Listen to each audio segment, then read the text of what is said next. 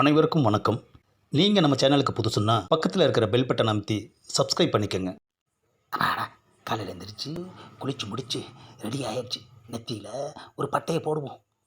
ஏண்டி பேச்சு தாயி, ஏதாச்சும் போடண்டி. என்னது தொடப்பத்தை தூக்கி போடுறா? ஏண்டி உனக்கு அவ்வளோ நக்கலா போச்சா? நீங்கள் தானே ஏதாச்சும் போடுன்னு சொன்னீங்க. ஏண்டி நான் வயிற்றுக்கு ஏதாச்சும் போட சொன்னேன்டி.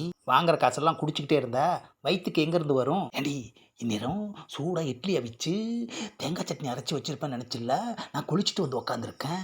சும்மா உக்காந்தா என்ன வரும்? ஏதாச்சும் கொடுத்துட்டு உக்காரணும், அப்போ தான் வரும். சூடாக இட்லியும் தேங்காய் சட்னியுமா? சரி, இருக்கிறத போடு. 2 நாள் பழைய சோறு இருக்கு, போடவா? ஆஹா, விட்டா அதுவும் போயிடும். சரி, கொண்டு வா. ஆமாம், தொட்டுக்க எதுவும் இல்லையா?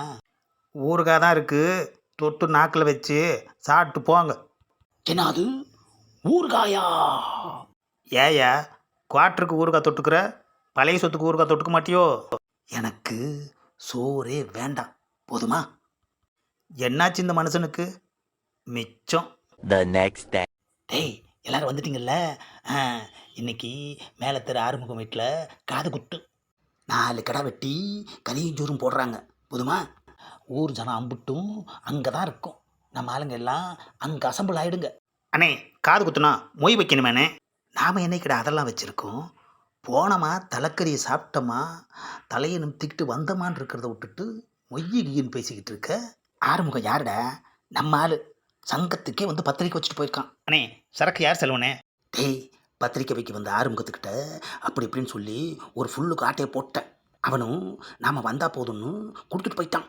அது மட்டும் இல்லைடா, எப்போ அவன் கடா வெட்டுன்னு சொன்னானோ அப்போவே தலைக்கறியை நான் புக் பண்ணிட்டேன். இன்னைக்கு ஒரு பிடிச்சிட வேண்டியதுதான். எல்லாரும் ஸ்பாட்டில் அசம்பிள் ஆகுங்க. பாட்டிலோட அசம்பிள் ஆகணும், புரியுதா? 6 hours later. அப்பாடா, ஆறுமுக வீட்டுக்கு வந்தாச்சு. என்னது இவ்வளோ கூட்டம் இருக்கு?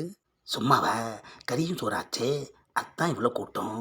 எங்க நம்ம டீமை காணோம். அண்ணே, எப்படா வந்தீங்க? கிடாவை அறுக்கையிலே வந்துட்டோண்ணே. ஆஹா, நமக்கு மேலே பறக்க வெட்டியா இருக்காங்க. டேய், ஒருத்தன் தலைக்கறி சமைக்கிற இடத்துல போய் நில்லுங்க. இன்னொருத்தன் பந்தி எங்கே போடுறாங்களோ அங்கே போய் நில்லு, இடம் பிடிக்கணும்.